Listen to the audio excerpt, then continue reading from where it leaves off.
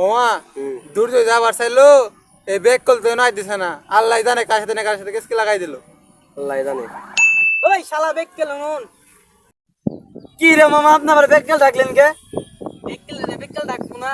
পৃথিবীতে কয় কেজি ওজন আছে বলতে পারবি? আমি তো করবাম না, আমার এক মামা আছে, মামার কাছে হইনা আর লাগবো। যা শুনা